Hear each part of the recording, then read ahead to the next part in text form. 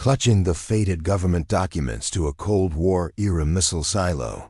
His last desperate gamble from an unexpected inheritance, Jack Mitchell turns his back on a decade of corporate career, building to chase what his family calls a fool's errand in the forgotten plains of North Dakota. What begins as a reluctant acceptance of his eccentric uncle's bizarre bequest leads him to a rusted blast door hidden beneath overgrown prairie grass. What he doesn't realize is that the secrets buried under 30 feet of concrete aren't just dusty relics of a bygone era. They're a $200 million gold reserve that could rewrite his future and expose a government conspiracy decades in the making. Before we jump back in, tell us where you're tuning in from, and if this story touches you, make sure you're subscribed, because tomorrow I've saved something extra special for you. The morning sun beat down mercilessly on the windswept plains of western North Dakota, the summer heat rippling across the horizon as Jack Mitchell's rental car kicked up dust along the unmarked access road. At 38, with his once promising finance career now in shambles after his firm's collapse, the timing of Uncle Frank's peculiar inheritance couldn't have been more ironic or more unwelcome. Recalculating route, his GPS announced for zone. The third time in 20 minutes, the digital voice seeming almost as confused as Jack felt about his destination. Somewhere amid this endless grassland stood the decommissioned Atlas F missile silo that his mother's eccentric brother had purchased decades ago and now bequeathed to him.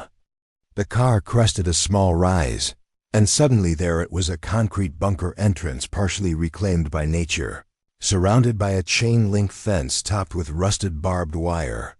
A faded government warning sign, barely legible through years of weathering, still clung to the gate. Jack pulled to a stop, the engine ticking in the silence as he surveyed what was apparently now his property. "What were you thinking, Uncle Frank?" he murmured, retrieving the inheritance documents from his passenger seat. 3 weeks ago, he'd been sitting in his Chicago apartment, shell-shocked after the investment firm he'd devoted 10 years to had imploded in a regulatory scandal. Then came the call from a small-town lawyer in North Dakota informing him that his mother's estranged brother, a man he'd met perhaps 3 times in his life, had left him his alternative dwelling upon his passing. Alternative dwelling. Such a benign term for a nuclear missile silo. His phone chimed with an incoming message. His sister Carolyn, checking in for the 3rd time today.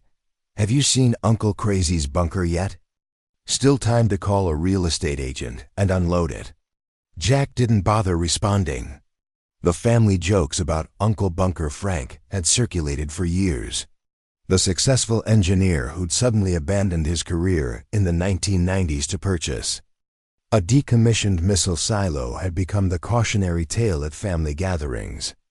"Don't end up like Frank," his father would say whenever anyone discussed unconventional life choices. Now his folly was Jack's. The heavy padlock on the gate looked recently maintained, unlike everything else on the property. The key from the lawyer's envelope slid in smoothly, clicking open with surprising ease. Jack pushed through the creaking gate, the sound echoing across the empty landscape. According to the paperwork, the property encompassed nearly 40 acres, though most of it was simply empty grassland surrounding the silo infrastructure. As he approached the bunker entrance, Jack noticed the solar panel array partially hidden behind the main structure. New panels, not the outdated technology he would have expected from his uncle's era. Someone had been maintaining this place, at least minimally. "Mr. Mitchell, I presume?" The voice startled him. Jack whirled to find a weathered woman in her 60s, approaching from around the far side of the concrete structure. She wore faded work clothes and a baseball cap that had seen better days, but her posture suggested military background. "I'm Morgan Reeves, caretaker. Frank hired me years ago to keep an eye on the place." She extended a calloused hand. "Been expecting you since Frank passed." Jack shook her hand, relieved not to be alone in this strange place. "I didn't realize there was a caretaker. The lawyer didn't mention you," Morgan's weathered face crinkled in amusement. Stanton never did pay much attention to details. Frank arranged for my services through his trust. I've been maintaining the basic systems, keeping trespassers away. This place attracts all kinds: urban explorers, conspiracy theorists, scrappers looking to steal metal. So you knew my uncle well? Jack asked, following as Morgan led him toward the entrance bunker. Well, as anyone could, I suppose. Frank was private, brilliant man, but saw the world differently than most. We served together in the military engineering corps. When he bought this place back in '97, folks thought he'd lost his mind. Morgan paused at the heavy blast door. Maybe he had, in a way, but there was always method to his madness. The massive steel door looked impossibly heavy, but Morgan worked a complex sequence on what appeared to be an updated electronic lock system, and hydraulics hummed to life. The door swung inward with surprising quietness, revealing a dimly lit, concrete corridor sloping downward. Power's on, Morgan noted. Solar keeps the basics running. The deeper systems need to be activated manually. Preparing and narrating this story took us a lot of time, so if you are enjoying it, subscribe to our channel. It means a lot to us. Now back to the story. Jack hesitated at the threshold, the cool, recycled air from below carrying a faint metallic smell. This was madness. He had come to assess the property, sign whatever paperwork was necessary to list it for sale, and return to Chicago to rebuild his life. Yet something about Morgan's matter-of-fact attitude and the mystery of what lay below pulled at his curiosity. How deep does it go? He asked, peering into the shadows. About 180 feet down to the control center. The actual missile silo is separate another 100 feet deep, 40 feet diameter. Frank converted most of it to living quarters and other purposes. Other purposes? Morgan simply gestured for him to follow her into the darkness. The initial corridor led to an elevator surprisingly modern, with new safety features. That seemed out of place in the Cold War relic. As they descended, the temperature dropped noticeably, and Jack found himself buttoning his light jacket against the chill. Frank kept upgrading the systems, Morgan explained, noting his surprise. At the modern elevator. Said if you're going to live underground, might as well do it right. Live underground? He actually lived here? Morgan nodded. For the last 15 years. Had a condo in Bismarck too, but this was home for him. The elevator came to a smooth stop, and the doors opened to reveal a sight that made Jack momentarily forget to breathe. What should have been a utilitarian military installation had been transformed into something that looked like a cross between a luxury bunker and a research facility. The main control room still had some original equipment, preserved almost like museum pieces, but it had been supplemented with modern technology, computer workstations, surveillance monitors, and what appeared to be advanced communications equipment. Uncle Frank did all this? Jack whispered, turning slowly to take in the unexpected sophistication. Every bit, Morgan confirmed with undisguised pride. He was always tinkering, improving. Said the government built these places to last decades, but their technology was obsolete before the concrete dried. As they moved through the complex, Jack's amazement only grew.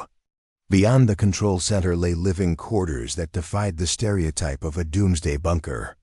There was a fully equipped kitchen with stainless steel appliances, a dining area, comfortable living spaces with actual Windows digital screens, programmed to display exterior views or any landscape one might prefer.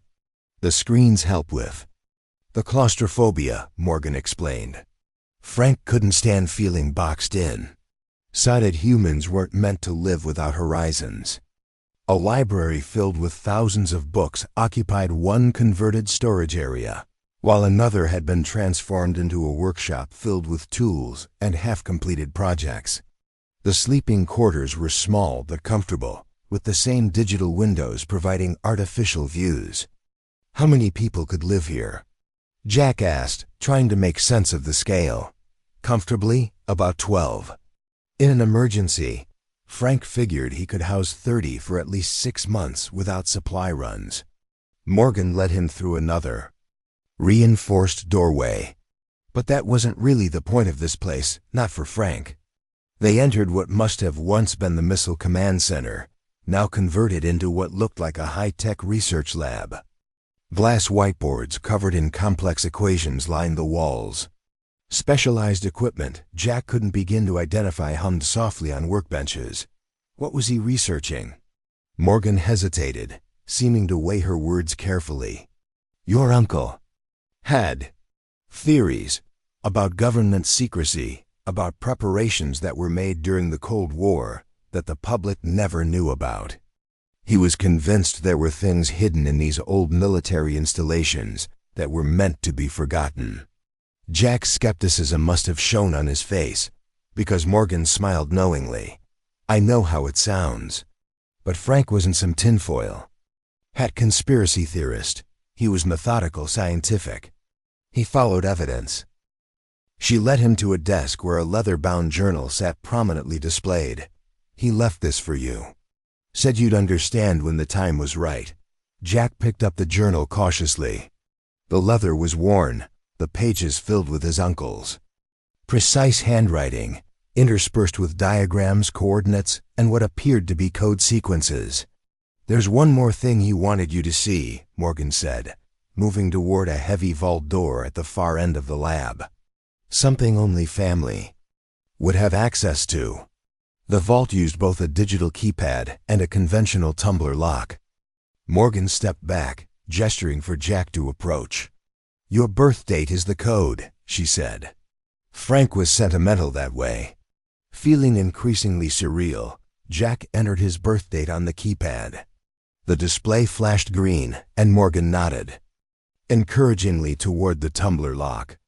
The key was with your inheritance documents. Small brass one.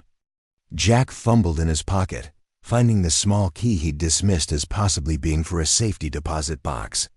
It fit perfectly into the tumbler lock, and with a smooth half-turn, the massive vault door released with a pneumatic hiss. Morgan reached past him to pull the heavy door open, revealing a dark chamber beyond. This is where it gets interesting, she said, flipping a switch that illuminated the space. Jack stared in disbelief at what lay before him. The chamber was perhaps 30 feet square, its walls lined with metal shelving.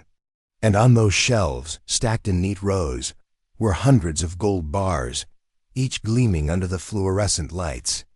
What is this? He managed to ask, his voice barely a whisper. Your inheritance, Mr. Mitchell, the real one. Morgan stepped into the vault, running her hand almost reverently along one of the gold bars. According to Frank's research, during the height of the Cold War, the government dispersed gold reserves to secure locations around the country. Insurance, in case Washington got wiped off the map. This silo was one of those locations.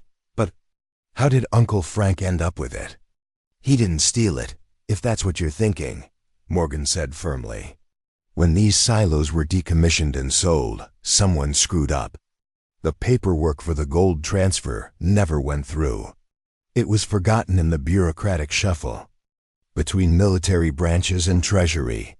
Frank discovered it during renovations, hidden behind a false wall that had been hastily constructed during decommissioning. Jack stepped cautiously into the vault, the enormity of what he was seeing beginning to sink in. This has to be worth about $200 million at current market rates, Morgan finished for him, give or take. The implications crashed over Jack in waves. This wasn't just wealth, this was a government secret, a forgotten Cold War relic that would raise countless questions if discovered. Frank spent years researching, trying to understand how this was forgotten, who might still know about it. Morgan continued. He left all his findings in that journal. Names, dates, connections. He believed there were people in government who knew about these dispersed reserves, but kept them off the books deliberately. A shadow insurance policy, accessible only to certain insiders if things went bad. Jack turned to her, suddenly understanding the gravity of his situation. So now I'm sitting on 200 million in government gold that officially doesn't exist, hidden in a missile silo that my family thinks is just the crazy hobby of their eccentric uncle. Morgan nodded grimly. That's about the size of it. Frank wanted you to have choices he never did. But he also wanted you to understand the responsibility that comes with this knowledge. Jack's phone chimed again, another text from his sister. Don't get sucked into Uncle Frank's paranoia. Mom's worried you'll disappear down the rabbit hole too. If they only knew. I need to think, Jack said, stepping back from the vault. The weight of this discovery pressing on him like the 100 feet of earth and concrete above his head. Of course. Morgan gestured toward the living quarters. The main suite is prepared for you. Frank thought you might need time to process everything. As Morgan left him alone with his thoughts, Jack wandered through his uncle's underground domain with new eyes. What he had initially dismissed as the eccentric project of a paranoid recluse now appeared in a different light, a deliberate sanctuary built around an extraordinary secret. In the main suite, Jack found more personal touches that spoke to the man his uncle had been. Photos he'd never seen before Frank in military uniform. Frank receiving awards for engineering innovations. Frank standing proudly in front of the silo entrance years ago when it was first purchased. A life carefully documented, but largely unknown to his family, who had written him off as the embarrassing relative who lost his way. Jack sat heavily on the edge of the bed, the journal in his hands. Opening it revealed not the ramblings of a conspiracy theorist, but the methodical documentation of a trained engineer and military veteran. The first entry was dated shortly after Frank had purchased the silo. Initial inspection complete. Structure sound beyond expectations. Radiation levels normal. Found anomalous construction behind launch control. Center preliminary investigation suggests additions not in original blueprints. Proceeding with caution. Subsequent entries documented Frank's growing suspicion and eventual discovery of the hidden vault. His research into government gold reserves, his careful attempts to verify the authenticity of his find without alerting authorities, and his growing conviction that the forgotten cache was part of a larger system of off-the-books contingencies created during the Cold War. The question isn't just how this was forgotten, Frank had written, but why no one ever came looking for it. Someone knows. Someone has been monitoring. The occasional surveillance suggests I'm not as unobserved as they'd like me to believe. The final entries were addressed directly to Jack. To my nephew Jack, if you're reading this, I've moved on, and you've inherited both a burden and an opportunity. What you do with this discovery is your choice. The legal ownership is murky. At best, criminal at worst. The government could claim it's theirs, but they'd have to explain how they lost track of 200 million in gold reserves, and why it never appeared on any official inventory. You could turn it over, walk away clean. You could attempt to quietly liquidate it, though that carries its own considerable risks. Or you could do what I've done, become its guardian while seeking the truth behind it. There are other sites, other forgotten caches. Together they tell a story of preparation for a scenario the public was never meant to know about. I chose you because of all our family. You understand both worlds, the conventional path of achievement and the price paid for following it blindly. Your financial career showed your intelligence. Its collapse revealed your integrity when you refused to participate in your firm's deceptions. Now you stand at a crossroads similar to the one I faced years ago. Whatever you decide, know that Morgan can be trusted completely. She's been my right hand, my confidant, and my friend. She knows everything and has helped me prepare this place for your arrival. The world tells us there are safe, established paths to follow. Sometimes the greatest opportunities require leaving those paths behind. Sometimes what looks like madness to others is actually clarity of purpose. Choose wisely, nephew. And remember that wealth is worthless without purpose.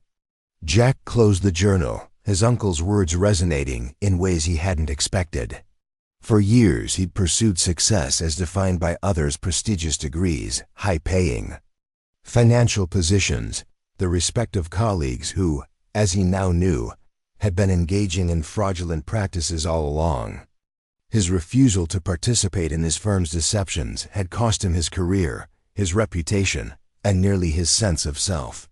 He'd been adrift when the news of his inheritance arrived, viewing it as an inconvenience rather than an opportunity. Now, sitting in the heart of his uncle's extraordinary legacy, surrounded by evidence of a man who had chosen purpose over convention, Jack felt something he hadn't experienced in years, a sense of possibility unbound by others' expectations. His phone chimed once more. This time it was his mother. "Please tell me you're not staying overnight in that bunker. Your sister says you haven't answered her texts. We're worried." The concern was genuine, but so was the implicit judgment, the family's collective certainty that Frank's path had been a mistake, a cautionary tale rather than an inspiration. Jack typed a quick response. "All fine. Signal spotty underground. We'll call tomorrow." Then he set the phone aside and picked up the journal again, turning to the detailed maps and coordinates his uncle had compiled. There was a larger story here, one that extended far beyond a forgotten gold reserve in North Dakota.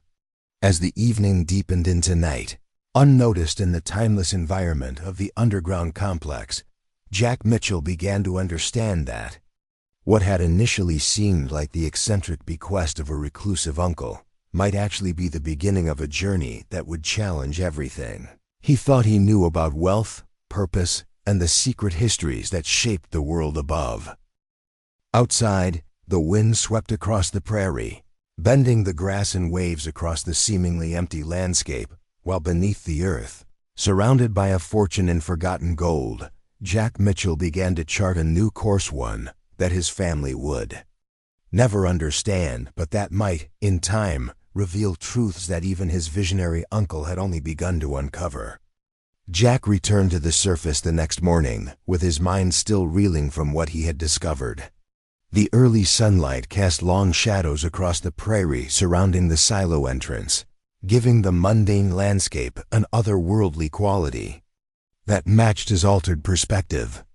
Everything looked the same, yet nothing was as it had been. Morgan was already outside, checking the solar array that powered the facility. She acknowledged him with a nod, her expression revealing nothing of the extraordinary secret they shared. "Sleep well?"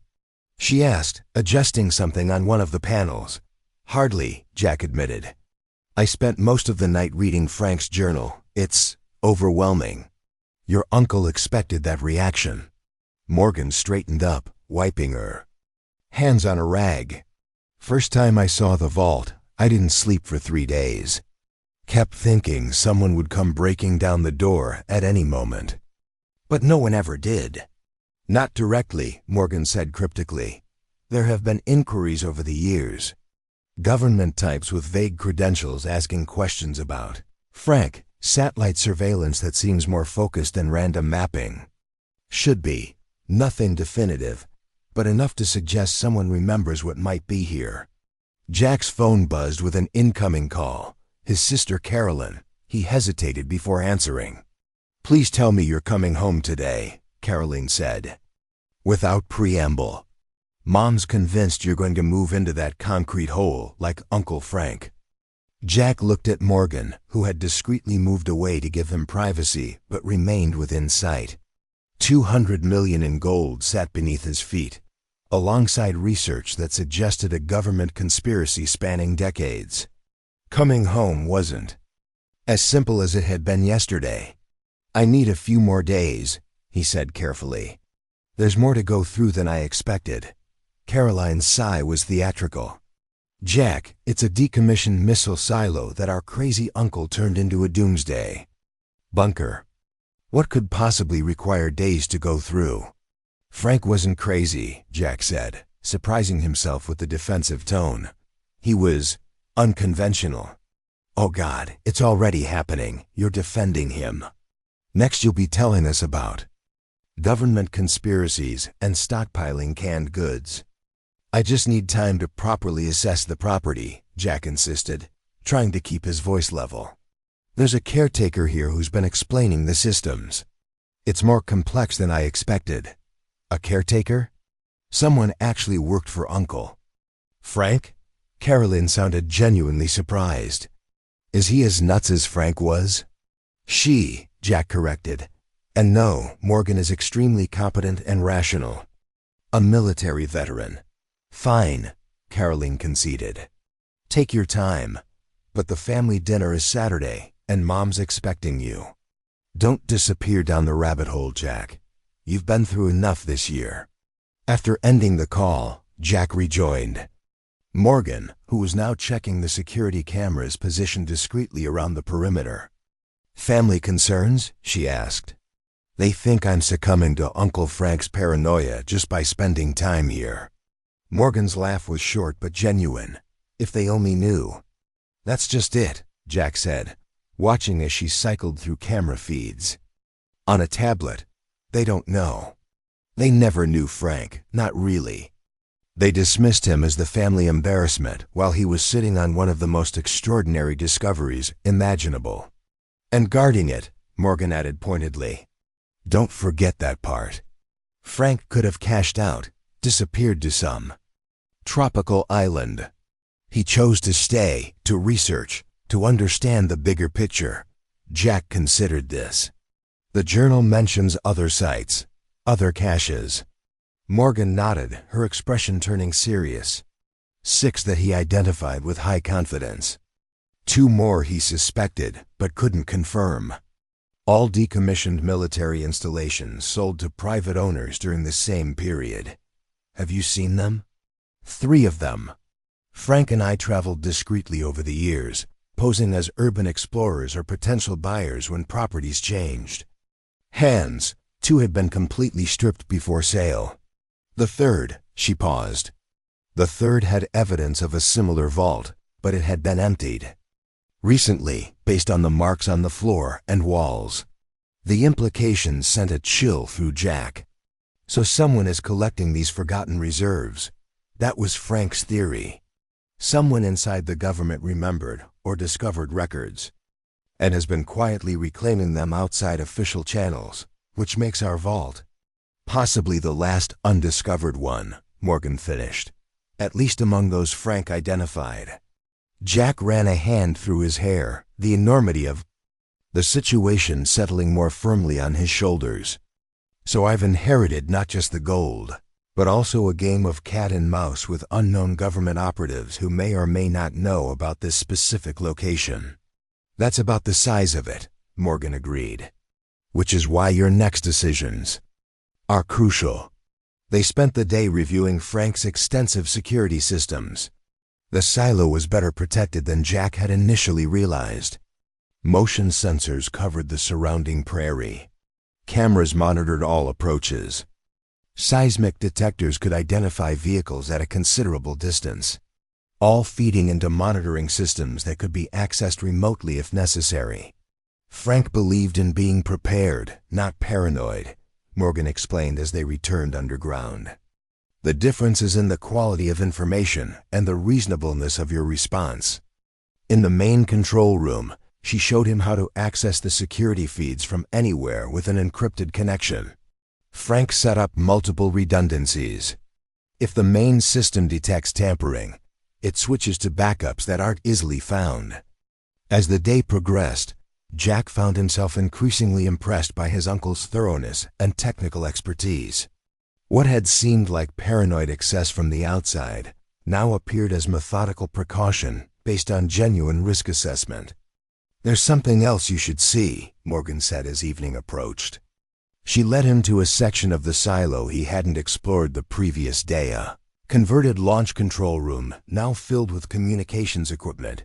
Frank called this the listening post. The room contained multiple monitors displaying what appeared to be data feeds, communications intercepts, and news aggregators.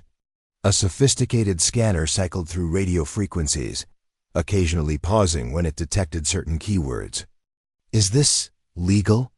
Jack asked, surveying what looked like a signals intelligence operation. Technically, yes. Everything it monitors is open source or broadcast on public frequencies. Frank was just very, very good at collating information. And spotting patterns. Morgan indicated a chair. He designed the system to flag communications that might indicate interest in this location or the others he identified. Jack sat down, watching the data flow across the screens. Has it caught anything significant? 3 times in the past decade. Each instance preceded a visit from men in unmarked vehicles who claimed to be from the EPA conducting groundwater surveys. Morgan's expression hardened. Their equipment wasn't for water testing. They were scanning for the gold, Jack realized, or for anything unusual. After each visit, Frank upgraded our countermeasures. The vault is shielded against most detection methods. The gold's signature is masked by strategic placement of other metals throughout the structure. Jack shook his head in amazement. He thought of everything. Not everything, Morgan corrected gently. He couldn't predict when his health would fail. He had hoped to resolve this situation himself, to find a way to either legitimize the gold or expose the broader conspiracy. Instead, that task falls to you. A notification flashed on one of the screens, an incoming email to Jack's personal account. Morgan nodded toward a keyboard. You can check it securely from here. The email was from Theodore Stanton, the lawyer who had handled Frank's estate. Mr. Mitchell, I've received an inquiry from a government agency regarding your uncle's property. They've expressed interest in conducting an environmental assessment of the former military site. This is apparently routine for transferred defense properties, though I admit I'm surprised it comes so many years after your uncle's purchase. I've informed them that the property has transferred to you. They've requested contact information, which I have not provided pending your approval. Please advise how you wish to proceed. Regards, Theodore Stanton-esque. Jack looked up at Morgan, who had read the message over his shoulder. Her expression was grim. Convenient timing, she observed. Less than a week after Frank's death becomes part of the public record. Could be coincidence, Jack suggested, though he didn't believe it himself. Frank didn't believe in coincidences of this nature. Morgan moved to another workstation and began typing. Let's see what we can find about recent environmental assessments of former military installations. Within an hour, they had uncovered 3 similar assessments conducted in the past 18 months at former military sites in Wyoming, Montana, and Nebraska. All had been brief, conducted by small teams, with no public reports filed afterward. These match the pattern of the other locations Frank identified, Morgan said, comparing notes from Frank's journal with their findings. I'd bet good money these were recovery operations for other forgotten gold reserves. So whoever is behind. This is accelerating their timeline, Jack concluded. Which means we need to decide what to do before they show up here with their fake environmental credentials. Morgan nodded soberly. Frank always said the decision would ultimately be yours. But he hoped you'd consider the bigger picture beyond the gold itself. Jack spent a restless night weighing his options. The simplest course would be to turn everything over to the authorities. But which authorities? If Frank's research was correct, this operation existed in the shadows between agencies, known only to select insiders. Going public might result in the gold being seized without explanation, the story buried under national security classifications. He could attempt to move the gold himself, but the logistics were daunting. 200 million in gold bars wasn't something you could simply load into a moving van unnoticed. By morning, he had reached a decision, at least about the immediate next steps. He found Morgan in the kitchen area, preparing coffee. I need to see the other sites, he announced. The ones Frank identified. I need to understand the full scope of what we're dealing with. Morgan studied him over her coffee mug. That would mean leaving this place potentially vulnerable. Not if we implement the contingency protocols Frank outlined in his journal, Jack countered. Remote monitoring, selective power usage patterns to suggest routine maintenance, security alerts routed to our phones. A hint of approval crossed Morgan's weathered features. You've been studying the playbook. All night, Jack confirmed. And I'm not running away from this. I just need more information before I can make any long-term decisions. Fair enough. Morgan set down her mug. I can have us ready to move in 3 hours. There's a site in eastern Montana that would be our best first stop. Frank documented it extensively, but never confirmed whether the vault had been emptied. What about Stanton's email about the environmental assessment? I'll draft a response suggesting you're traveling, and we'll address their request when you return next week. Buys us some time without raising suspicions. As they prepared for departure, Jack received another call from his sister. Change of plans, Caroline announced. Mom wants to have the family dinner tonight instead of Saturday. Can you make it back? Jack hesitated, looking at the equipment Morgan was efficiently packing. I can't, Caroline. I'm in the middle of something important here. More important than family? The disappointment in her voice was palpable. Jack, we're worried about you. This isn't like you, disappearing into Uncle Frank's bizarre world. Maybe it should be, Jack replied, surprising himself with the conviction in his voice. Maybe there's more to Frank's bizarre world than any of us understood. What does that mean? Have you found something there? Jack chose his words carefully. I've found a different perspective. Frank wasn't running away from reality by coming here. He was confronting a reality most people never see. You sound just like him, Caroline said, her tone somewhere between concern and accusation. Next you'll be telling us about government conspiracies. The irony of her statement nearly made Jack laugh. I'll call Mom later to explain. Right. Now I need to focus on what's in front of me. After ending the call, Jack helped Morgan load their equipment into her rugged SUV. The vehicle was nondescript, but clearly chosen for durability and range. Another example of his uncle's practical approach to secrecy. Your family doesn't approve of your extended stay, Morgan observed, as they secured the silo entrance. They never approved of Frank either, Jack replied. They saw his choices as a rejection of their values, maybe even a criticism of their conventional lives. And how do you see it now? Jack paused, considering the question seriously. I see someone who discovered something extraordinary and had the courage to follow where it led, even when everyone around him thought he was wrong. That takes a special kind of strength. Morgan nodded approvingly. Frank always said you had that same strength, even if you didn't know it yet. As they drove away from the silo, Jack watched it recede in the side mirror, an unassuming concrete structure in the middle of nowhere, concealing secrets that could reshape his understanding of history and government. 3 days ago he'd arrived, intending to liquidate an embarrassing family inheritance as quickly as possible. Now he was embarking on what amounted to an investigation into a hidden government program spanning decades. The Montana site was a 6-hour drive across increasingly remote terrain. Morgan took them on secondary roads where possible, explaining that Frank had always preferred routes with minimal surveillance. People think surveillance is about sophisticated technology, she said as they crossed into Montana. Mostly it's about predictable patterns. Take the main highway, you'll pass cameras, license plate readers, highway patrol. Take back roads, you're just another local vehicle. Jack used the drive to study Frank's journal entries about the Montana installation, a former communications bunker built into a hillside, sold to a private owner in 1998 who had since passed away, leaving it to a son who rarely visited.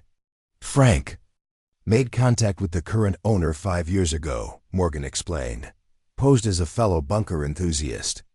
Got a tour of the accessible areas, but not the secured sections where a vault might be located.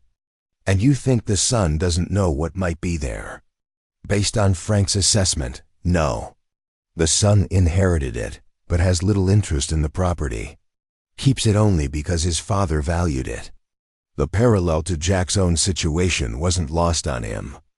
They arrived near sunset, parking some distance from the bunker entrance, and approaching on foot with equipment that would look like standard hiking gear to casual observers. The entrance was less imposing than Jack's silo, a reinforced door. Built into a hillside, surrounded by chain-link fencing with faded warning signs. Security cameras, Morgan noted, pointing out nearly hidden devices monitoring the approach. More than were here when Frank visited. Someone's upgraded. They retreated to a vantage point where they could observe without being detected. Morgan produced high-powered binoculars and a small tablet device. Frank developed this, she explained, showing Jack a program that was scanning for electronic emissions.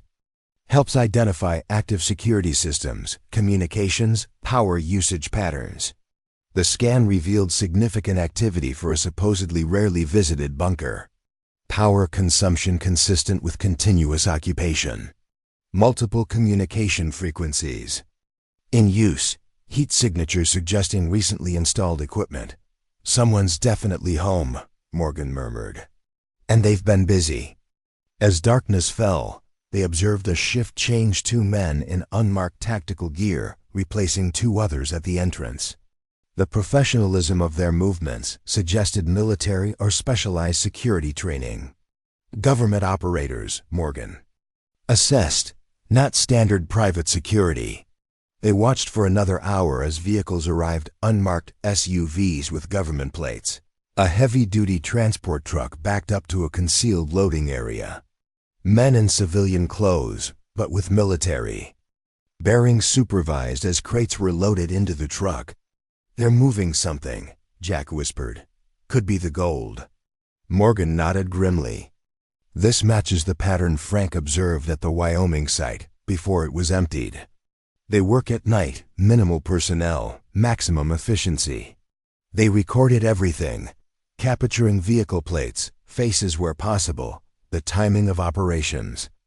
By midnight, the transport was fully loaded and departed under escort, heading east on a route that would eventually connect with Interstate 94. Should we follow? Jack asked as they watched the convoy's taillights disappear. Morgan shook her head. Too risky with our limited resources. But we've confirmed this site is active and being cleared. That narrows the timeline on the others, including yours.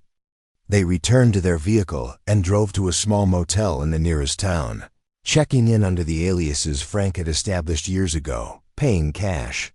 In their room, they reviewed their footage, Morgan identifying equipment and tactics. That confirmed her suspicions about the operation. These aren't rogue operators, she concluded. This is an official program with significant resources, just one that doesn't officially exist. Jack studied the images, a growing sense of unease settling over him. If they're clearing these sites now, after decades of leaving them dormant, something's changed. They're worried about exposure. Frank's death might have triggered it, Morgan suggested. He made inquiries over the years, careful ones, but perhaps enough to create a pattern someone noticed. Jack's phone buzzed with a text from his mother. We missed you at dinner. Caroline says you're staying at Frank's place. Please call, we're worried. Alongside it was a notification from the lawyer Stanton. The government representatives were quite insistent about scheduling their environmental assessment. They've proposed next Tuesday. Please advise ASAP. The walls were closing in, both personally and regarding the gold. Jack's brief window to decide his course of action was rapidly shrinking. We need to get back, he said, showing Morgan the messages. They're already moving faster than we anticipated. Morgan nodded grimly. First light tomorrow. But we should make one stop on the way. I have a contact in Bismarck who worked with Frank, former military intelligence. He might have insights on what's triggered this sudden activity. That night, Jack dreamed of his uncle, not as the family embarrassment, but as a man standing alone against powerful forces, guarding a truth too significant to abandon. He woke with a clarity he hadn't felt in years, perhaps ever. The path forward was uncertain and fraught with risk, but the alternative, surrendering to forces that operated in shadows without accountability, felt increasingly unacceptable. Before dawn, his phone buzzed again. An email notification from an automated security system. Motion detectors at the silo perimeter had been triggered. The attached images showed vehicles approaching in the pre-dawn darkness, unmarked SUVs, identical to those they'd observed in Montana. "Morgan," he called urgently, showing her the alert. "They're at the silo, now." Morgan was instantly alert, checking the security feed on her tablet. 4 vehicles. 8 personnel that I can see. Professional formation. They're not waiting. For Tuesday, can we access the internal cameras remotely? Yes, but we need to be careful. If they have technical support, they might detect our connection. The internal feeds showed the team had already breached the main entrance using what appeared to be access codes. They moved through the facility with practiced efficiency, heading directly toward the control center and the vault beyond. They know exactly where they're going, Jack observed. This isn't a random search. Someone talked, Morgan agreed grimly. Or they've had the location documented all along and were just waiting for the right moment. They watched as the team reached the vault door, setting up equipment to bypass the security measures. It wouldn't take them long to access the gold. What do we do? Jack asked, the fruits of his inheritance slipping away before he'd even decided. What to do with them? Morgan's expression was resolute. We implement contingency protocol Echo. It's the failsafe Frank created for exactly this scenario. What does it do? Instead of answering directly, Morgan handed him the tablet. Your uncle believed that some truths are too important to remain buried. The choice is yours, but it needs to be made now. On the screen was a simple interface with a confirmation button labeled Initiate Protocol Echo. Below it, Frank's final message to his nephew. If unknown entities attempt to seize the vault contents without due process, you have one option that cannot be countered. Exposure. Protocol Echo will transmit all research, documentation, and live security feeds to selected journalists, academic researchers, and public interest attorneys. The shadow remains powerful only while it stays hidden. Bring it into the light, and the advantage shifts. This is not a decision to make lightly, but if you're seeing this message, events have forced your hand. Trust your instincts, Jack. They're better than you know. Jack stared at the protocol activation screen, the weight of the decision bearing down on him with an intensity that made his former financial crises seem trivial by comparison. His uncle had prepared for this moment, had somehow known that someday someone would face exactly this choice. On the security feed, the team at the silo was making progress on the vault door, their specialized equipment bypassing security measures that would have deterred ordinary intruders. How widespread would this information go? Jack asked, his finger hovering over the confirmation button. We have a secure location in the Black Hills. Frank established it years ago, completely off the grid, known only to me and now you. It's stocked with everything we need to weather the immediate storm. Jack watched the Montana landscape roll by, trying to process how dramatically his life had changed in just 4 days. How long did Frank expect we'd need to hide? Not hide, Morgan corrected. Strategic positioning. The location includes communications equipment that can't be easily traced. Once the information spreads beyond the initial recipients, we'll be able to monitor the response and connect with allies as they emerge. Jack's phone buzzed with a call from a number he didn't recognize. He showed it to Morgan, who shook her head. Not yet. They'll be trying to locate us through cellular triangulation. The phone fell silent, then immediately rang again, then again. They know, Morgan said grimly, accelerating as they turned onto a gravel road that cut through. A sparsely populated ranch area. Turn off your phone completely. Battery out if possible. Jack complied, but not before seeing a text notification from his sister. Why are there news stories breaking about Uncle Frank's missile silo? What have you done? It had begun. The information was already spreading. They drove for hours, changing vehicles at a storage unit Frank had maintained in a small South Dakota town.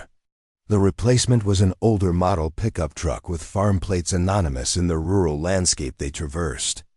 By nightfall, they had reached the promised sanctuary, a cabin nestled deep in the Black Hills, accessible only by a narrow, unmarked road that wound through dense forest. "Home sweet home," Morgan said as they pulled up to the rustic structure. "At least for now." The cabin's simple exterior belied its sophisticated interior. Solar power with battery backup. Satellite internet routed through multiple proxies. A communication center hidden in what appeared to be a root cellar. Food and supplies for months. Morgan activated the systems while Jack scanned news sites. The story was spreading faster than he had anticipated, with headlines growing increasingly dramatic. Cold War gold reserve discovered in private hands. Government denies knowledge of of books gold storage. Forgotten millions, the missile silo inheritance that exposed a shadow program. His uncle's name was prominent in every story, along with speculation about his motives and discoveries. Some reports painted Frank as a conspiracy theorist who stumbled upon a legitimate government security program. Others portrayed him as a whistleblower who had protected a national resource from misappropriation. Most concerning were the stories that mentioned Jack by name, identifying him as Frank's heir and the current owner of the North Dakota property. His corporate headshot from his former financial firm appeared alongside speculation about his whereabouts and involvement. "They're painting a target on you," Morgan observed, reading over his shoulder. Classic disinformation technique, make it about the individual, not the systemic issue. "My family will be hounded," Jack realized, thinking of his mother and sister facing reporters and questions they couldn't possibly answer. Morgan nodded sympathetically. "Frank anticipated that too. There's a secure phone line here. You can call them, let them know you're safe without revealing your location." The secure line connected through so many relays that tracing it would be nearly impossible. Jack's mother answered on the first ring, her voice tight with tension. "Jack, is that you? Where are you?" "There are reporters outside our house." "I'm safe," he assured her. "I can't tell you where, but I promise I'm okay." "What is happening?" The confusion and fear in her voice cut through him.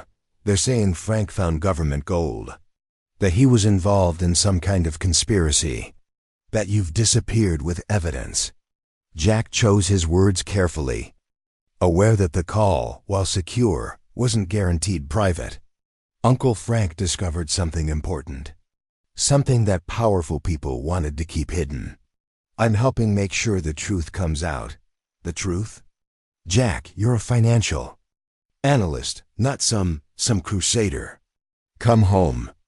Whatever Frank dragged you into, the lawyers can sort it out." The distance between his new reality and his family's understanding yawned like a chasm. "Mom, I need you to trust me. Frank wasn't who we thought he was. He was protecting something important. Now that responsibility has passed to me." "You sound just like him," she said, echoing Caroline's earlier assessment. But where his sister had meant it as criticism, his mother's tone carried a note of dawning realization. "When Frank left his career to buy that place," my father said, "he was running from responsibility. Frank told me he was running towards something greater instead. I never understood what he meant, until now perhaps." The connection between generations bridged momentarily, a family legacy of purpose revealed through crisis. "Tell Carolyn I'm okay. Tell the reporters nothing. This will all make sense eventually." After the call, Jack joined Morgan at the communications center, where she was monitoring responses to the information release.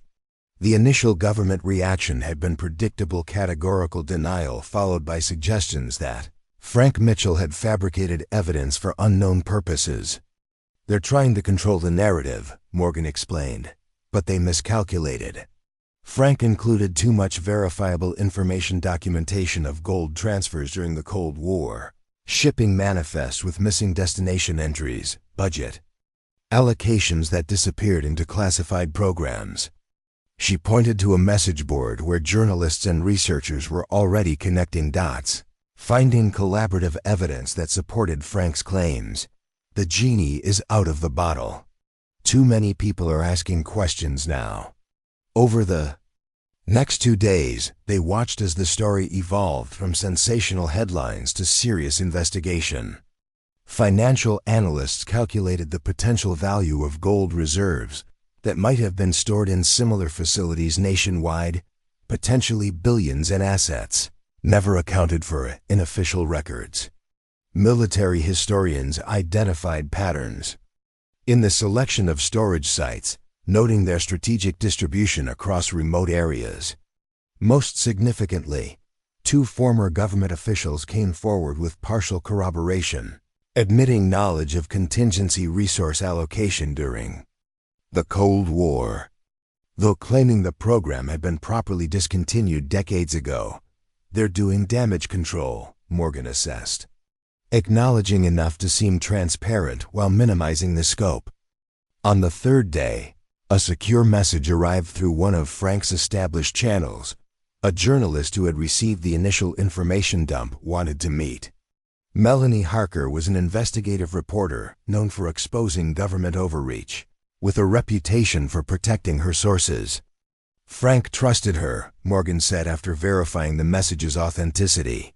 They corresponded occasionally, though he never revealed the full extent of his discoveries to her. "Is meeting her too risky?" Jack asked.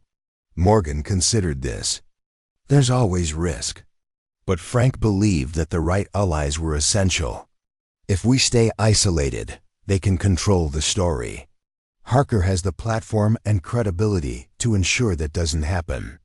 They arranged the meeting at a neutral location, a roadside diner in western Minnesota, selected for its minimal surveillance and multiple exit routes. Jack and Morgan arrived hours early, watching for signs of surveillance or unusual activity. When Harker entered alone, carrying only a small shoulder bag, Morgan's tension eased slightly. "She's clean," she murmured to Jack.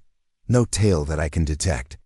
Harker spotted them immediately, though they had deliberately chosen inconspicuous clothing and positions.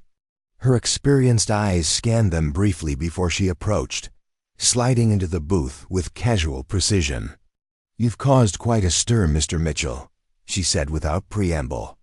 "Half the intelligence community is looking for you, and the other half is pretending they don't know what the first half is looking for." Jack studied her mid-40s, with alert eyes that missed nothing and the focused intensity of someone who had built a career uncovering difficult truths. "I'm just honoring my uncle's legacy. A legacy that includes evidence of a massive off-books gold repository that somehow escaped government inventory for decades."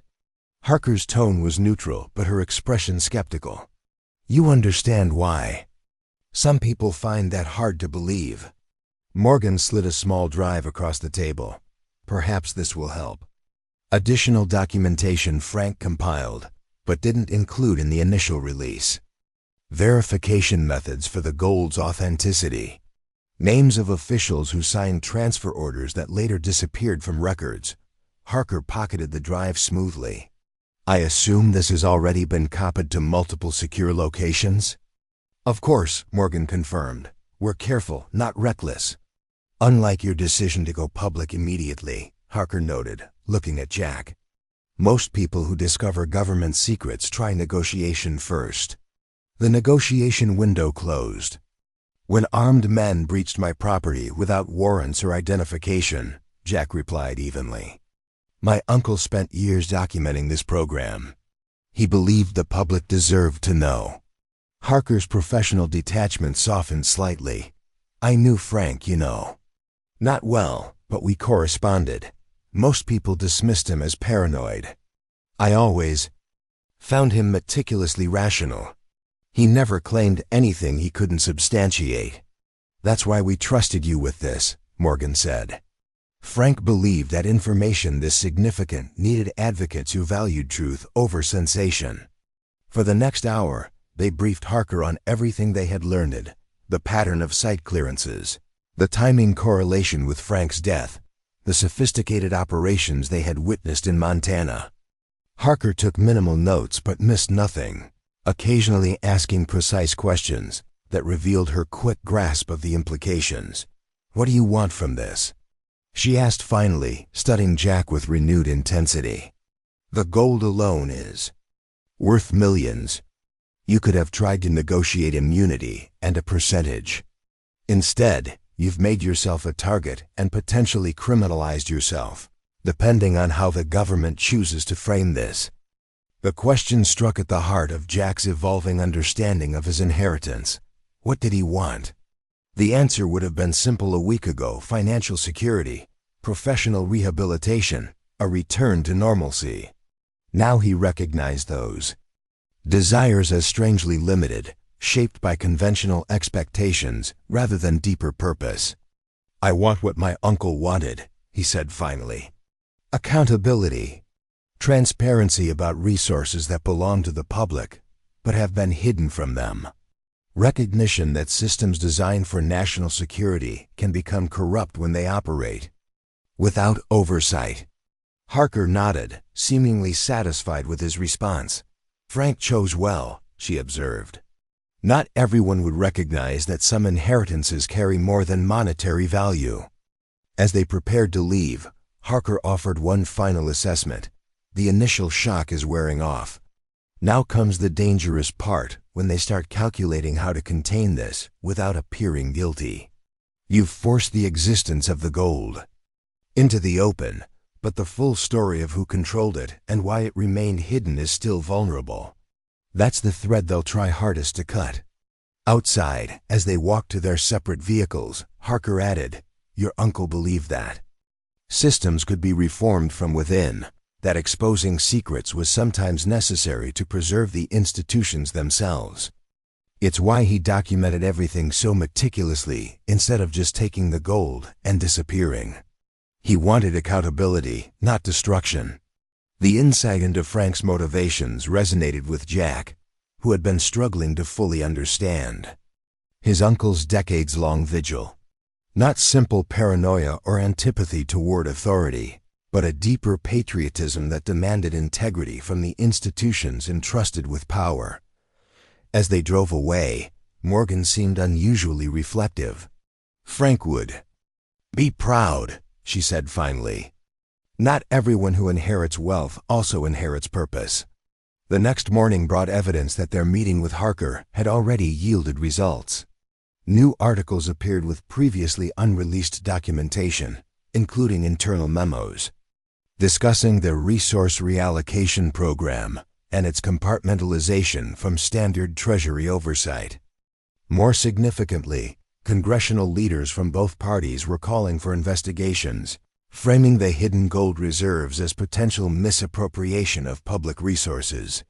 The narrative was shifting from conspiracy theory to government accountability. "It's working," Jack observed, scanning the coverage. "They can't dismiss it anymore." Morgan nodded, but her expression remained cautious. "This is when it gets most dangerous. They'll need scapegoats, people to blame for a program that likely originated at the highest levels." Her warning proved prescient when later that day, a Department of Justice spokesperson announced that they were investigating potential misappropriation of government resources by Francis Mitchell and possibly his nephew, Jack Mitchell. The framing was clear. Rather than whistleblowers, they were being positioned as thieves. "Classic misdirection," Morgan said grimly. "Make it about individual corruption rather than institutional failure." Jack watched the announcement with a strange calm, recognizing the tactical nature of the accusation. "They're trying to isolate us, make us toxic to potential allies." His phone, a new burner they had purchased for emergency communications, only buzzed with a text from his sister. DOJ is saying Uncle Frank stole that gold. Mom is devastated. What is happening? The personal cost of his choices was mounting. His family, who had never understood Frank's decisions, now faced public association with alleged crimes. His former colleagues in the financial world would be watching his apparent downfall with a mixture of vindication and relief that they had distanced themselves after his firm's collapse. Yet alongside these losses, Jack felt an unexpected clarity emerging. The path forward wasn't about personal vindication or even self-preservation. It was about completing the mission his uncle had begun, exposing the full truth behind the hidden gold and the systems that had concealed it for decades. "We need to accelerate," he told Morgan. "They're trying to regain control of the narrative. We need to release everything, all of Frank's research, all the connections he documented between the program and specific officials." Morgan looked concerned. That was Frank's nuclear option. Some of those officials are still in positions of power. Once we release their names, there's no turning back. "We passed the point of no return the moment we activated Protocol Echo," Jack replied with newfound conviction. "Half measures won't work against this kind of opposition." They spent the day preparing the comprehensive data release, organizing Frank's extensive documentation into a format journalists and researchers could easily navigate. The material included not just evidence of the gold storage program, but its connection to broader systems of classified budgeting that operated outside normal oversight. As evening approached, they received another secure message, this one from a name Jack recognized from his uncle's journal. Robert Wayland had been a Treasury Department official who retired abruptly in 2003, around the time Frank had intensified his research into the gold program. The message was brief but significant. "Mitchell was right. I can confirm. Need to meet." Bringing documentation that completes the picture. Morgan was immediately suspicious. Convenient timing. Could be legitimate. Could be a trap. Wayland was on Frank's list of officials who might have been forced out for asking questions, Jack recalled. He specifically mentioned him as someone who might eventually come forward if the program was exposed. They debated the risks before finally agreeing to a modified meeting protocol, a public location with multiple observers, advanced surveillance of the meeting point, and a withdrawal plan if anything seemed amiss. The designated location was a university library in Minneapolis, selected for its combination of public access and minimal security cameras. They arrived 3 hours early, positioning themselves to observe all approaches while maintaining clear exit routes. Wayland arrived precisely on time, alone and carrying a worn leather briefcase. In his 70s, with the careful movements of someone accustomed to being watched, he located them with the practiced ease of a man who had spent decades in intelligence work. "I wondered if Frank would ever use what he found," he said by way of greeting, settling heavily into a chair across from them. He came closer than anyone to understanding the full scope. Jack studied the man who might be either ally or adversary. "You knew what he discovered?" "I suspected," Wayland corrected. "I was Deputy Director of Strategic Resources at Treasury when the program was still semi-official. After 2001, it went completely dark. Budget lines disappeared. Personnel were reassigned. Those of us who asked questions found ourselves marginalized or forced into retirement." "Why come forward now?" Morgan asked, her posture still alert for any sign of deception. Wayland's smile was tired but genuine. "Because Frank Mitchell was right. The program began with legitimate national security concerns, dispersing gold reserves to ensure economic continuity in case of Soviet attack. But over time, it evolved into something else. A slush fund for operations that couldn't be officially acknowledged. A power center outside democratic oversight." He opened his briefcase and removed a sealed envelope. "This completes the documentation Frank was assembling." Internal Treasury memos confirming the diversion of gold reserves. Authorization signatures from officials who later denied knowledge of the program. Transfer records that trace where some of the gold eventually went. Jack accepted the envelope, feeling its weight both physical and symbolic. Why give this to us instead of going public yourself? At my age with my history, Wayland shook his head. I'd be discredited instantly as a disgruntled former employee. The system protects itself against internal criticism. But you have the gold itself as evidence. You have Frank's research. You have the moral authority of people seeking truth rather than advantage.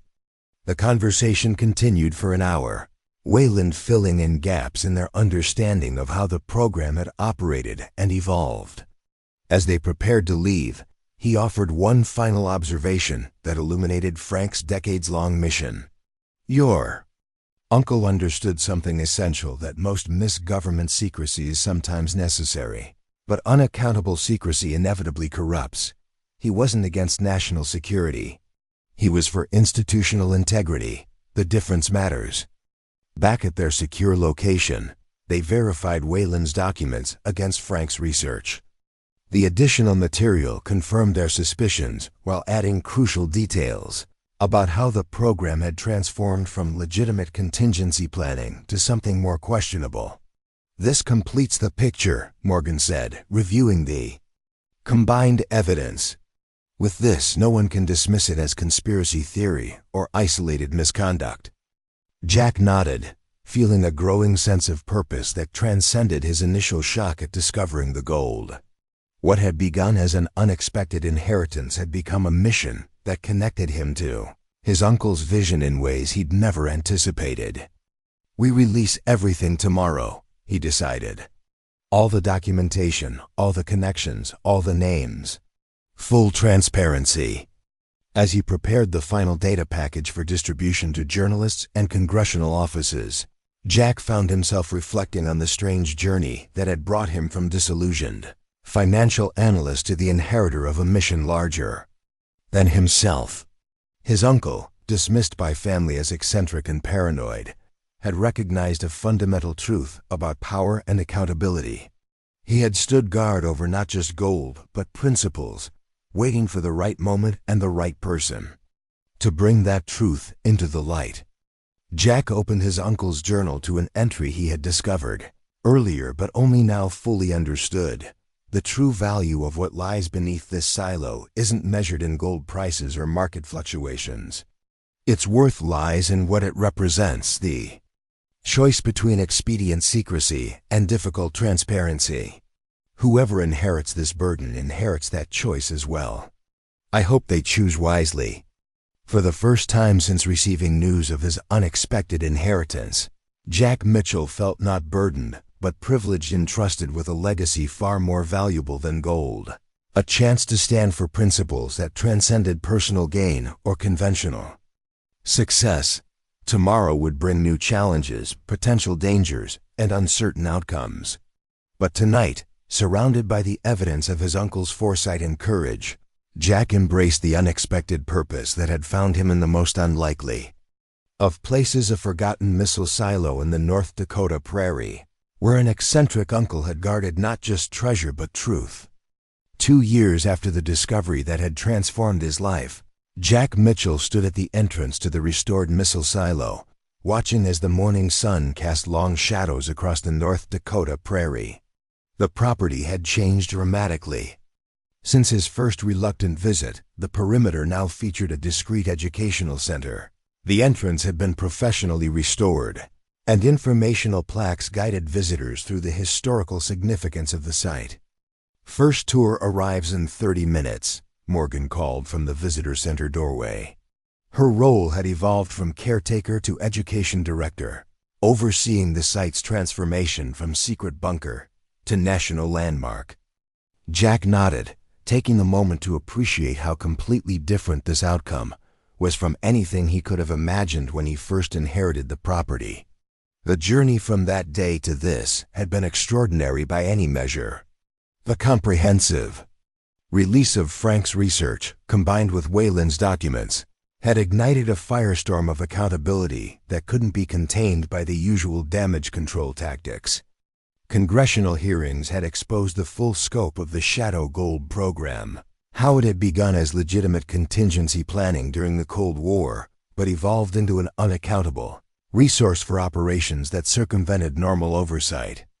The initial attempts to frame Jack and his uncle as thieves had backfired spectacularly when a Jack initial visits had backfired spectacularly when Treasury officials were forced to admit under oath that the gold reserves had never been properly documented in national accounts. What Frank had discovered wasn't stolen property, it was essentially forgotten property. Assets that had slipped through bureaucratic cracks into a shadowy system with minimal accountability. The resulting legislation, the Government Resource Transparency Act, now required comprehensive auditing of all federal assets, including historical contingency programs. Several high-ranking officials had resigned or been forced into retirement. Others faced ongoing investigations into misappropriation of resources. Thinking about the hearings? Morgan asked, joining him at the entrance. Remembering how terrified I was, Jack admitted with a smile. Testifying before Congress wasn't exactly on my life plan. The memory of that day remained vivid, the packed hearing room, cameras broadcasting every word, senators from both parties competing to demonstrate their commitment to government accountability. Jack had been the star witness, the reluctant whistleblower whose inheritance had exposed decades of financial opacity. You did brilliantly, Morgan said. Frank would have been proud. His uncle's name had been fully cleared, his reputation transformed from eccentric recluse to principled whistleblower. The historical record now acknowledged what Frank had recognized decades earlier, that systems designed for emergency contingencies had evolved into potential tools for abuse when shielded from proper oversight. Jack's phone buzzed with a text from Carolyn. Mom wants to know if you're still coming for dinner Sunday. Says to bring Morgan if she's free. The family relationships that had been strained to breaking point during the crisis had slowly healed. Over time, his mother and sister had weathered the media attention with growing understanding of Frank's mission and Jack's choices. What had initially seemed like reckless adherence to conspiracy theories had been vindicated by congressional findings and Treasury admissions. Tell her we'll be there, Jack replied, smiling at how ordinary such family communications now seemed. After the chaos they had endured. Inside the visitor center, a museum-quality exhibition chronicled the history of the missile silo, the Cold War contingency programs that had created the hidden gold reserves, and the journey toward transparency that Frank had begun and Jack had completed.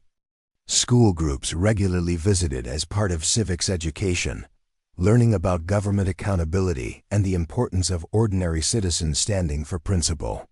Most remarkably, the gold itself, all $200 million worth, now sat in a specially constructed vault beneath the visitor center, visible through reinforced glass. The unique resolution Congress had approved recognized the gold as a national asset while designating the silo as a federal historic site under the joint stewardship of the Treasury Department and the Mitchell Foundation for Government Transparency. The foundation, funded by a congressional appropriation acknowledging the public service Frank and Jack had performed, supported whistleblower protection programs, government accountability initiatives, and educational efforts around financial transparency. Jack served as its executive director, bringing his financial expertise to a mission far more meaningful than his former career in investment banking. The school buses are arriving, Morgan noted, glancing at the security monitors. 8th graders. From Bismarck today. Jack checked his watch. I'll handle the introduction if you want to prep the simulator. The educational program they had developed included a simulation of Cold War decision-making, helping students understand the legitimate security concerns that had initiated programs like the gold reserves while emphasizing the importance of maintaining democratic oversight even during crises. As Jack waited for the students to file in, he reflected on the unexpected journey that had led him here. When he had first driven up to the silo, unemployed and demoralized after his firm's collapse, he had seen nothing but an embarrassing family connection and a property to be liquidated as quickly as possible. The gold had initially seemed like potential personal salvation, a way to rebuild his life after professional disgrace. The transformation from that perspective to his current purpose hadn't been instantaneous. It had come through choices made under pressure, through recognizing that his uncle's legacy wasn't just the gold, but the principled stand he had taken. It had crystallized during those tense days in hiding, when exposing the truth had become more important than personal security or advantage. The students entered noisily, their energy filling the space as they gaped at the restored Cold War technology and the glimpses of the living quarters beyond. Jack welcomed them with well-practiced warmth, watching as their initial restlessness gave way to genuine interest when he began the story. This missile silo was built in 1961, during some of the tensest days of the Cold War, he explained, leading them toward the main exhibition. The missile it once housed could have reached Moscow in 30 minutes. When that threat ended, the silo was decommissioned and eventually sold to a private citizen, my uncle, Frank Mitchell. The students followed him through the exhibition. Past photographs showing the silo's transformation and displays explaining Cold War contingency planning. Their questions were thoughtful, reflecting how the story resonated even with young people born decades after the Cold War had ended. Is the gold real? One student asked when they reached the viewing platform above the vault. Very real, Jack confirmed. $200 million worth of gold bars that were part of a government contingency program, hidden and eventually forgotten during decades of administrative transitions. And your uncle just found it here? Another student asked incredulously. He discovered it during renovations, Jack explained, then spent years researching to understand what it was and why it had been abandoned. He recognized that it wasn't just gold. It was evidence of how systems can operate outside proper oversight, when secrecy becomes more important than accountability. A girl near the back of the group raised her hand. My dad says your uncle was a hero for not just keeping the gold for himself. He says most people would have just taken it and run. Jack smiled, remembering his own initial temptation to do exactly that. My uncle understood something important, that wealth without purpose is ultimately empty, but purpose gives meaning even to difficult choices. He could have sold the gold and lived in luxury somewhere. Instead, he chose to stand guard over the truth, waiting for the right moment to bring it into the light. As the tour continued, Melanie Harker arrived for her scheduled interview. The investigative journalist had become a regular visitor, documenting the ongoing impact of what was now commonly called the Mitchell disclosure. Her initial coverage had helped legitimize Frank's discoveries when government agencies had tried to discredit them. The Attorney General is announcing new oversight protocols today, she told Jack as they settled in his office after the tour. Direct result of the follow-up investigations your foundation funded. 3 more sites have been identified where resources were hidden under classified pretexts. Any sign of gold at those locations? Jack asked. Harker shook her head. Cleaned out years ago, according to whistleblowers who've come forward. But the paper trails are leading to offshore accounts and shell companies. The accountability net is widening. The ripple effects of Frank's discovery continued to spread through government institutions, exposing decades of practices that had evaded normal oversight through excessive classification and compartmentalization. What had begun with gold in a North Dakota missile silo had expanded into the largest government accountability investigation since Watergate. Your foundation's whistleblower legal defense fund made the difference, Harker noted. People are coming forward now because they know they'll have protection and support. Jack nodded, thinking of the dozens of government employees who had found the courage to speak up about classification abuses and accountability, failures in their departments. The culture of silence was slowly yielding to a renewed commitment to transparency. Frank always said that systems are only as good as the courage of the people within them, he told Harker. He believed most people want to do the right thing if given the opportunity and protection to do so. After the interview, Jack joined Morgan for lunch at what had become their favorite spot, a small cafe in the nearest town that had named the Sandwich, the whistleblower, in honor of the silo's famous disclosure. The locals had initially been skeptical of the attention brought to their quiet region, but had gradually embraced the educational center as both a point of pride and an economic boost. Senator Wallace's office called, Morgan mentioned as they ate. The Oversight Committee wants you to consult on the new legislation. They're finally addressing the classification reform recommendations. Jack considered this thoughtfully. They're serious about implementation this time? Apparently. The recent disclosures from the Defense Department whistleblowers created enough pressure that they can't just go through the motions. The work was far from complete. The systems that had allowed gold reserves to disappear from official accounting were deeply entrenched, protected by decades of institutional inertia and the natural tendency of power to shield itself from scrutiny. But meaningful change was happening, driven by public awareness and the dedicated efforts of reformers, both inside and outside government. Later that afternoon, Jack received an unexpected visitor, Robert Wayland, the former Treasury official, whose documents had provided crucial corroboration during the initial disclosure. Now in his late 70s, Wayland had become an informal advisor to the foundation, his insider knowledge helping navigate the complex landscape of government finance.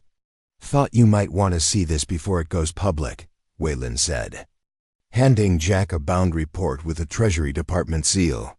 The final audit of the Contingency Resource Program. Every ounce of gold accounted for, every dollar traced, every official involved identified. Jack accepted the document with a sense of quiet satisfaction. How many years of work does this represent? For the auditors? 2 years of intensive investigation, Wayland replied. For your uncle?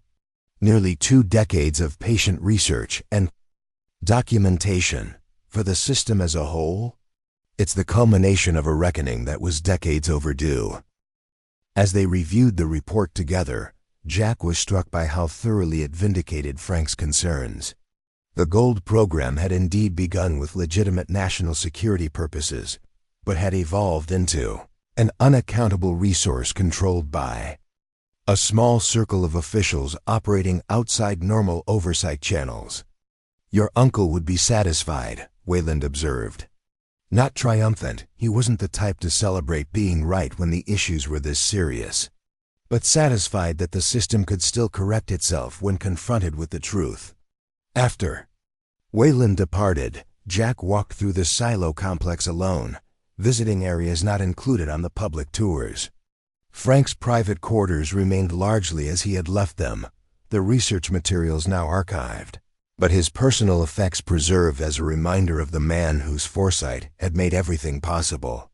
In the main workshop, Jack paused before a framed photograph, Frank in his 30s, standing proudly before the silo entrance on the day he had purchased it. The family had mocked that decision for years, seeing only eccentric paranoia rather than principled purpose. Now that same photograph formed the centerpiece of a Smithsonian exhibition on citizen oversight and government accountability. That evening, after the last visitors had departed, Jack met with the Foundation's executive team to review their expanding initiatives.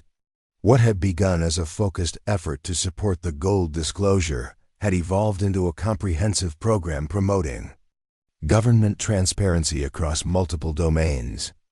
The Military Classification Reform Project is gaining traction, reported Lisa Donovan, their policy director and a former Pentagon analyst.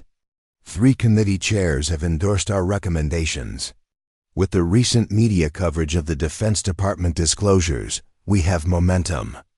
The educational curriculum has been adopted by school districts in 27 states, added Marcus Reed, their education outreach coordinator. Students are connecting with the material in ways we didn't anticipate. The ethical decision-making. Simulation is especially popular. As the meeting continued, Jack felt a familiar sense of purpose that had been entirely absent from his former financial career. The work was challenging and often met with institutional resistance, but its meaning was undeniable, helping restore the balance between necessary government secrecy and essential democratic oversight. After the meeting, Jack walked Morgan to her car, the evening sky stretching endlessly above the prairie landscape. The stark beauty of this place had grown on him over time, its expansiveness a daily reminder of perspective. "Hard to believe it's been 2 years," Morgan observed, looking back at the silo entrance, now tastefully illuminated against the gathering darkness. "When you first arrived, I wasn't sure if you'd sell the place immediately or run screaming when you saw the gold."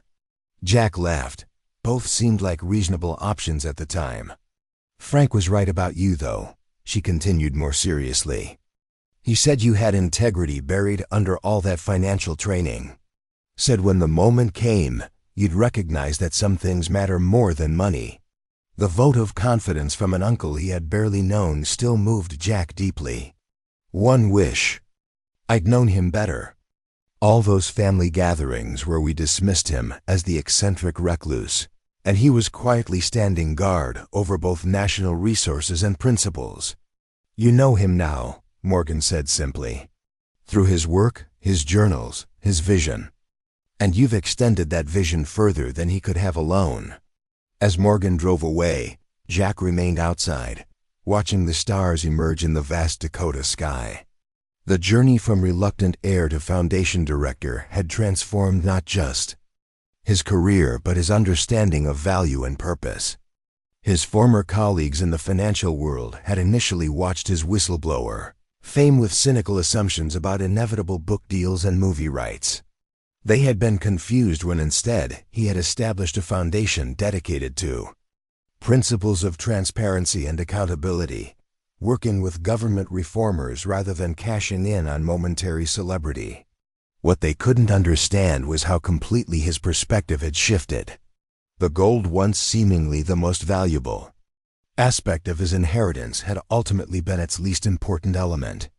The true inheritance had been Frank's vision, his commitment to principles over expedience, his recognition that sometimes an individual must stand firm when systems falter. Jack's phone buzzed with a text from Caroline. "Just saw you on the news again. Mom got teary watching. Says you remind her of Uncle Frank now, but in a good way." The comment brought a smile. His family's journey had paralleled his own, from embarrassment about Frank's perceived eccentricity to pride in his principled stand. They had weathered the media storm together, emerging with a deeper understanding of both Frank's choices and Jack's continuation of his mission. The following morning, Jack welcomed a special tour group, a delegation of government ethics officials from democracies around the world, studying the Mitchell disclosure as a case study in accountability mechanisms. They moved through the exhibition with professional interest, asking detailed questions about how the oversight failures had been identified and addressed. "The most significant lesson," Jack explained as they gathered in the conference room, overlooking the prairie, isn't about the gold itself. It's about how systems designed with legitimate security purposes can evolve over time into something unrecognizable if proper oversight is neglected. Yet your uncle didn't choose to expose this immediately, noted an ethics commissioner from Germany. He spent years researching, documenting, preparing. Why the patience? It was a perceptive question that cut to the heart of Frank's approach. He understood that exposing problems without offering solutions often leads nowhere. He wanted to document not just what had happened, but how it could be prevented in the future. He recognized that the goal wasn't to undermine security systems, but to strengthen them through proper accountability. The visitors nodded with professional appreciation for the nuance of this approach. Many worked within systems that balanced legitimate security needs against democratic oversight, a tension that required constant vigilance rather than simple solutions. After the delegation departed, Jack received a call from Senator Wallace, who chaired the Government Oversight Committee that had spearheaded the legislative reforms. "The President is signing the Classification Accountability Act tomorrow," the senator announced without preamble. "Your foundation's work made the difference in getting it through committee. We'd like you to attend the ceremony." The legislation represented the most significant reform of government secrecy protocols in decades, establishing independent review mechanisms for classification decisions and creating protected channels for internal whistleblowers to report abuses without facing retaliation. "My uncle would have considered this the real victory," Jack told the senator. "The gold was just evidence. The accountability mechanisms are the lasting change." That evening, as Jack prepared for the trip to Washington, he visited the vault one final time. The gleaming gold bars behind their protective glass represented different things to different visitors. To some, simply enormous wealth. To others, a Cold War relic. To historians, evidence of contingency planning during nuclear standoff. To Jack, they had become something else entirely, a reminder that inheritance comes in many forms, that legacy is measured not in assets but in purpose, and that sometimes the path of greatest value bears no resemblance to conventional success. He thought of his first reluctant visit to the silo, his initial plans to sell it quickly and return to rebuilding his financial career. How limited that vision seemed now, how constrained by conventional definitions of worth and accomplishment. Frank's journal entry from decades earlier seemed to speak directly to this transformation. The true measure of value isn't what something is worth on the market, but what principles it allows you to uphold. The gold matters only because of what it represents: the choice between expedient secrecy and difficult transparency. As Jack locked the vault and prepared to leave, he reflected on the extraordinary journey that had begun with mockery and disbelief from his family and culminated in legislation that would reshape government accountability for generations. Inheritance that had initially seemed like an eccentric uncle's final folly had become the foundation for a life of meaning and purpose, beyond anything his former career had offered. Outside, the vast Dakota sky stretched above the prairie, stars emerging in the deepening twilight. Jack paused to appreciate the view that had initially seemed so desolate to his city, accustomed eyes, but now represented a perspective he had come to value: the ability to see clearly, without distraction, what truly matters. Tomorrow would bring new challenges in Washington, new battles for transparency against the natural institutional resistance to oversight. But tonight, standing where his uncle had stood for so many years, guardian of both treasure and truth, Jack Mitchell embraced the unexpected inheritance that had transformed his life. Not gold buried beneath a forgotten missile silo, but the courage to stand firmly for principles when doing so comes at personal cost. And in that moment, under the endless Dakota sky, the true value of his inheritance shone more brightly than all the gold below: the legacy of purpose that gives meaning to possession. The understanding that our most significant wealth lies not in what we own, but in the truths we uphold. Up next, you've got two more standout stories right on your screen. If this one hit the mark, you won't want to pass these up. Just click and check them out. And don't forget to subscribe and turn on the notification bell so you don't miss any upload from us.